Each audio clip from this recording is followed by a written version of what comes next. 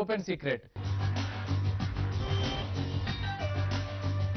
రాజేందర్ గారు, ఢిల్లీలో కేసీఆర్ చేస్తున్న ప్రయత్నాలు ఏంటి అసలు? అంటే 10 రోజులుగా కేసీఆర్ చాలా రహస్యమైనటువంటి భేటీలు జరుపుతున్నారు, కాంగ్రెస్ పెద్దలతో తరచూ మాట్లాడుతున్నారు. అసలు ఈ భేటీలో మీరు పార్టీలో చాలా ముఖ్య నాయకులు, ఈ భేటీ ఏ దిశగా జరుగుతుంది, ఎటువంటి అంశాలు ఇక్కడ ప్రధానంగా చర్చలోకి వస్తున్నాయి? కేసీఆర్ గారిలో ఉన్న గొప్పతనం ఏంటంటే పని చేయడం ఎంత ఇంపార్టెంటో పనికి పదంతల రిజల్ట్ రాబట్టాలనేటువంటి తాపత్రయం మనలో ఉంటుంది. ఆ దిశగా వ్యూహం ఉంటుంది.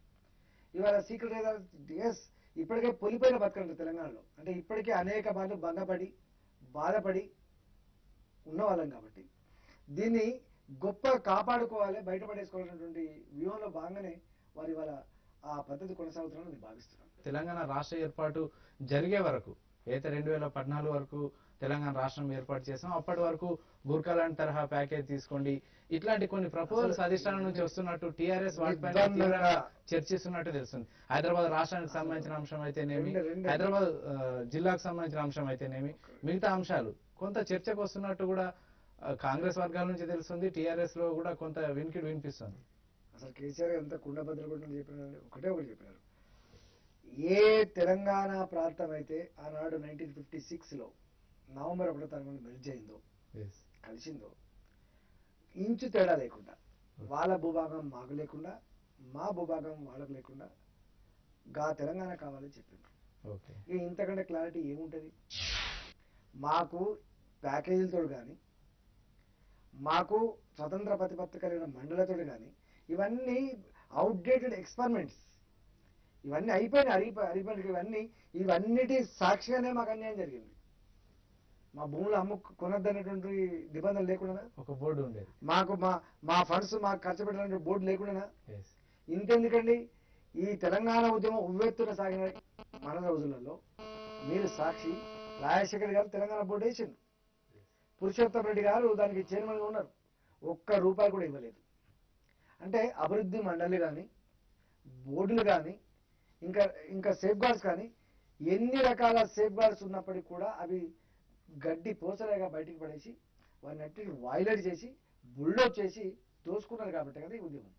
కాబట్టి ఇంకా అలాంటి వాటి మీద మా పార్టీకి కానీ కేసీఆర్ గారు కానీ విశ్వాసం లేదు. అంటే కేసీఆర్ గారు కొన్ని సందర్భాల్లో ఆయన స్వయంగా అన్నారు, ఉద్యమం అన్నాక పట్టు విడుపులు ఉండాలి, హైదరాబాద్ కు సంబంధించిన అంశంపై చర్చించాల్సిన అవసరం ఉంది, కొన్నాళ్ల పాటు రాజధానిగా హైదరాబాద్ ఉంటే తప్పులేదు 2 రాష్ట్రాలకనే ఒక ప్రతిపాదన చాలాసార్లు ఆయన బహిరంగ సభల్లో మాట్లాడారు, ఎన్నో ఇంటర్వ్యూల్లో కూడా చెప్పారు.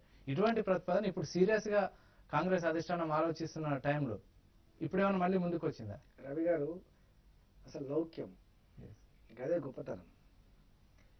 ఎప్పుడు కూడా పట్టు విడుపులు అనేది అవసరమైంది. వ్యక్తుల మధ్య సమస్య పరిష్కారం కోసం కానీ, సంస్థల మధ్య పరిష్కారం కోసం కానీ చర్చలు అవసరం, చర్చలలో పట్టు విడుపులు కూడా అవసరమైంది.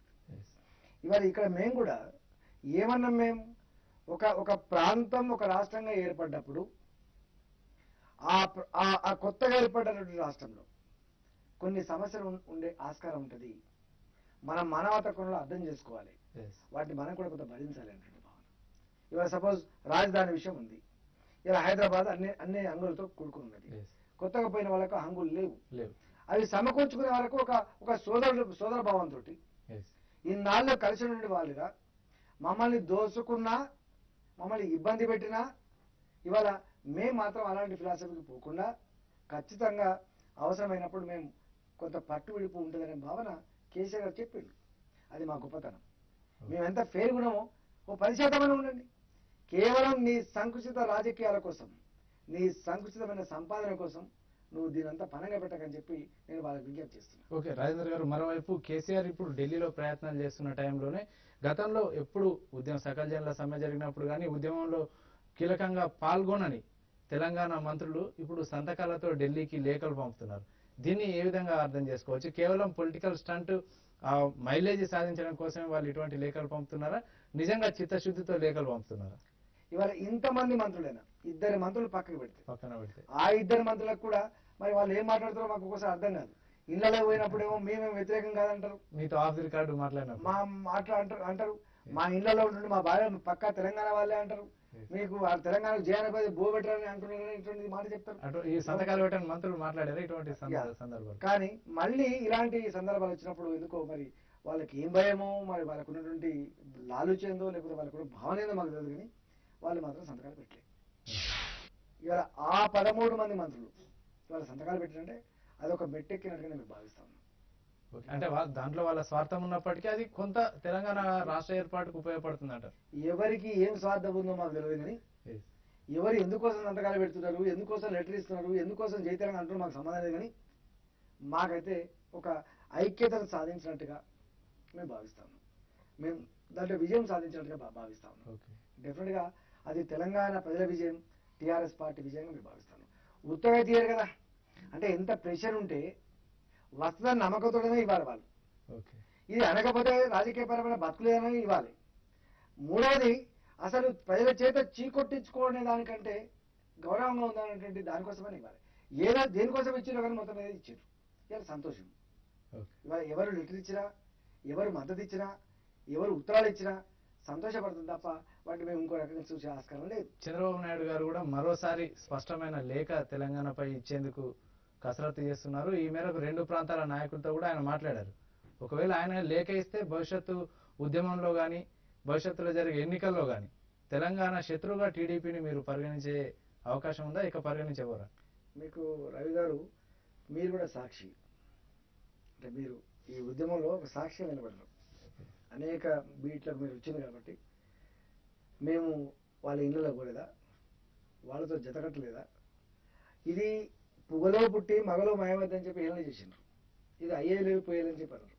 అలాంటి పార్టీ దగ్గరికి పోయినాం మేము, అలాంటి పార్టీతో జతకట్టినాం మేము, అలాంటి పార్టీతో జేఏసీ ఉద్యమం కూడా నడిపినాం. మీకు తెలుసు, కొన్నాళ్ళు చాలా రోజులు నడిపాం.